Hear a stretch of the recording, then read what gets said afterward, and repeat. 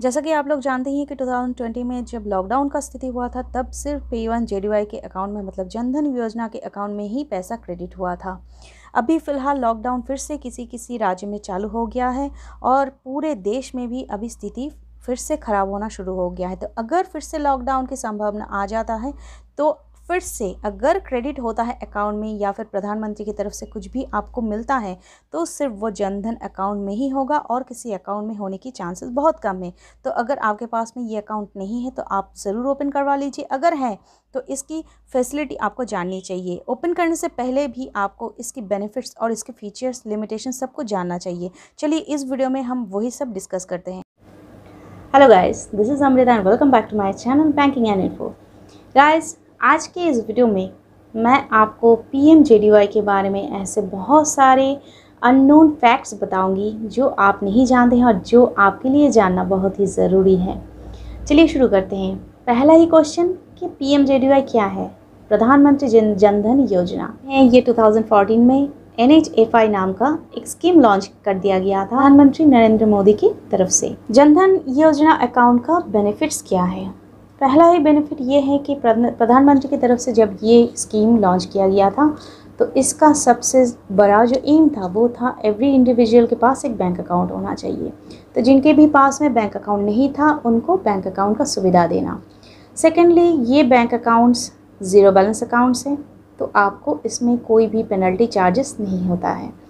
Thirdly, आपको इस account से रुपे डेबिट कार्ड मिलता है तो डेबिट कार्ड का सभी फैसिलिटी आप इससे पा सकते हैं। उसके बाद इस अकाउंट में आपको जो इंटरेस्ट मिलता है वो भी जो सेविंग्स अकाउंट का इंटरेस्ट चल रहा होता है उसी के मुताबिक आपका इंटरेस्ट भी काउंट होता है और इंटरेस्ट भी आप पा सकते हैं। अकाउंट आपको प्रोवाइड करता है 1 लाख का एक्सीडेंटल इंश्योरेंस, या फिर अगर आप 28/8/2018 के बाद अकाउंट खोले हैं तो आपको 2 लाख का एक्सीडेंटल इंश्योरेंस मिलता है। अगर आपने जनधन अकाउंट 15/8/2014 से लेकर 31 दिसंबर 2015 के अंदर खोला है तो आपको 30,000 का लाइफ कवर इंश्योरेंस भी मिल जाता है। इस अकाउंट में आपको ओवरड्राफ्ट की फैसिलिटी दिया जाता है जो 10,000 का है। जनधन अकाउंट आप कहाँ पे खोल सकते हैं? कोई भी बैंक में या फिर आप कोई भी CSP में जाकर ये जनधन अकाउंट खोल सकते हैं। क्या आप जनधन अकाउंट को किसी और अकाउंट के साथ भी चला सकते हैं? मतलब अगर आपका किसी बैंक में PMJDY है उसके साथ क्या कोई और बैंक अकाउंट आप खोल सकते हैं? नहीं, ये आप नहीं खोल सकते हैं। या फिर अगर आपके पास में पहले से ही उस बैंक का सेविंग्स अकाउंट मौजूद है तो आपको PMJDY खोलने का मौका नहीं दिया जाता है। तो आपको PMJDY खोलने के लिए ब्रांच में PMJDY ही होना चाहिए। किसी और अकाउंट अगर आपका है तो 30 डेज़ के अंदर आपका वो अकाउंट क्लोज़ हो जाता है या फिर आपको खुद जाकर क्लोज़ करना होता है।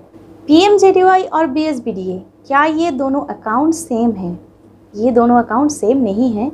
लगभग एक ही फैसिलिटी होता है, लेकिन PMJDY में कुछ फैसिलिटीज़ ज़्यादा हैं। जैसे कि आपको यहाँ पे रुपे डेबिट कार्ड मिलता है, यहाँ पे आपको ओवरड्राफ्ट फैसिलिटी मिलता है और एक्सीडेंटल इंश्योरेंस भी मिलता है जो BSBDA में नहीं मिलता है। कौन सा डॉक्यूमेंट आपको चाहिए होगा PMJDY खोलने के लिए? ये KYC डॉक्यूमेंट्स, मतलब नो योर कस्टमर।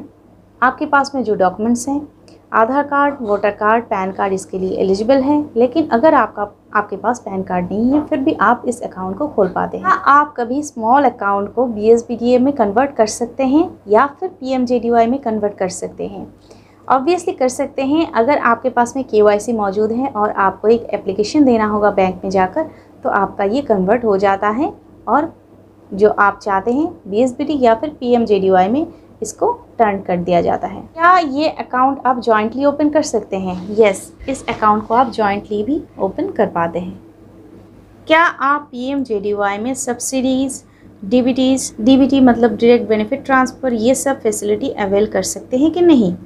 यस, ये सब फैसिलिटी भी आप इस अकाउंट में पा सकते हैं। क्या आपको इस PMJDY अकाउंट में चेकबुक मिलता है या नहीं? गाइस, चेकबुक RBI के गाइडलाइन के हिसाब से चेकबुक मैंडेटरी इन प्रोसेस नहीं है PMJDY अकाउंट में, लेकिन अगर बैंक चाहे तो अपने वैलिड कस्टमर्स को प्रोवाइड कर सकता है ये चेकबुक। लेकिन बैंक कभी भी फोर्स नहीं कर सकता है आपको बैलेंस मेंटेन करने के लिए, क्योंकि ये फुल्ली ज़ीरो बैलेंस अकाउंट है तो चेकबुक अगर आप लेते भी हैं फिर भी आपको बैंक कभी फोर्स नहीं करेगा ज़ीरो बैलेंस से लेकर इसको सेविंग्स अकाउंट में कन्वर्ट करने के लिए। क्या आप इस अकाउंट में मोबाइल नंबर जोड़ सकते हैं? हाँ, इस अकाउंट से आप मोबाइल नंबर को अटैच कर सकते हैं। जो फॉर्मेट है उस फॉर्मेट को आप साइन कर लीजिए और फिलअप कर लीजिए बैंक में जाकर, तो आपका मोबाइल नंबर अटैच हो जाता है। PMJDY के अकाउंट में रुपे कार्ड में जो आपको एक्सीडेंटल इंश्योरेंस मिलता है उसको आप कैसे अवेल कर सकते हैं, उसका क्राइटेरिया क्या है? उसका एक ही क्राइटेरिया आपको मेंटेन करना होगा कि आपका जो डेबिट कार्ड बैंक से प्रोवाइड किया गया है वो डेबिट कार्ड एक्सीडेंट के दिन से 90 डेज़ पहले, 90 दिन पहले तक किसी भी दिन में यूज़ होना चाहिए। किस किस चीज़ में यूज़ कर सकते हैं? ATM में, POS में, ई-कॉम साइट्स में, बैंक मित्रा में, कहीं से भी कोई भी ट्रांजैक्शन आपके उस अकाउंट से मतलब उस डेबिट कार्ड से होना चाहिए, तब आप इस एक्सीडेंटल बेनिफिट के हकदार होंगे। अगर आपको PMJDY में कोई भी असुविधा हो रहा है और आप ग्रीवेंस में जाना चाहते हैं, कोई कंप्लेन करना चाहते हैं, तो यहाँ पे जो आपको लिंक दिया गया है या फिर डिस्क्रिप्शन में भी मैं प्रोवाइड कर दूँगी, उस लिंक में जाकर आप ग्रीवेंस में इसको डाल सकते हैं या फिर जो भी चीज़ें आपको PMJDY में नहीं मिल रहा है, असुविधा हो रहा है, उसका डायरेक्ट कंप्लेन आप इस सेक्शन में कर सकते हैं। उनमें कैसे आप पैसा विड्रॉ कर सकते हैं और क्या लिमिटेशंस हैं? आपको जो रुपये डेबिट कार्ड दिया गया है उसको यूज़ करके और आप कभी भी पैसा विड्रॉ कर सकते हैं और इस अकाउंट में आप एक महीना में 10,000 या उससे कम ही रकम उठा पाएंगे। उससे ज़्यादा आपको परमिशन नहीं दिया जाता है और आपको 1 लाख से ज़्यादा इस अकाउंट में क्रेडिट करने की भी सुविधा नहीं मिलती है। JDY अकाउंट में जो ओवरड्राफ्ट फैसिलिटी की बात बताई जाती है वो क्या है? अप टू 10,000 तक आप ओवरड्राफ्ट एक लोन PMJDY के अंदर पा सकते हैं। 6 महीने के आपके ट्रांजैक्शन के बाद बैंक ये डिसाइड करता है कि आप लोन के लिए एलिजिबल हैं या नहीं है। लेकिन एक हाउस होल्ड में मतलब एक फैमिली में एक ही मेंबर ये ले सकता है। सभी का अगर अलग अलग से PMJDY अकाउंट है फिर भी सभी को ये नहीं प्रोवाइड किया जाता है, एक ही मेंबर को ये दिया जाता है। इंटरेस्ट कितना होता है? 3% above 1 year MCLR। RuPay card में जो एक्सीडेंटल इंश्योरेंस के बारे में बताया जाता है, क्या आपके पास में अगर 2 या 3 अकाउंट है और 2 या 3 रुपे कार्ड है तो आप ये एक्सीडेंटल इंश्योरेंस सभी के लिए अवेलेबल है कि नहीं? यस, ये सभी के लिए अवेलेबल है। रुपे कार्ड जिस अकाउंट होल्डर के नाम से चलाया जा रहा है वो सभी अकाउंट होल्डर के नाम से एक अलग अलग सा एक्सीडेंटल इंश्योरेंस जारी हो जाता है। इस अकाउंट को आप किसी और जगह पे ट्रांसफ़र कर सकते हैं। यस, क्योंकि ये CBS में ओपन होता है तो आप किसी भी जगह पे इसको ट्रांसफ़र करके ले जा सकते हैं। तो ये था गाइस PMJDY के बारे में लगभग सभी ऐसे जानकारी जो आपके लिए ज़रूरी है। अगर इसके बाद भी आपके मन में कुछ भी क्वेश्चन आता है तो मुझे ज़रूर पूछिए कमेंट सेक्शन में, मैं उसको ज़रूर आपको बताने की कोशिश करूँगी। अगर वीडियो आपको पसंद आएगा इस वीडियो को एक लाइक और शेयर ज़रूर कर लीजिएगा और साथ में बने रहेगा हमारे चैनल में सभी बैंकिंग और इन्फॉर्मेशन रिलेटेड वीडियोस के लिए।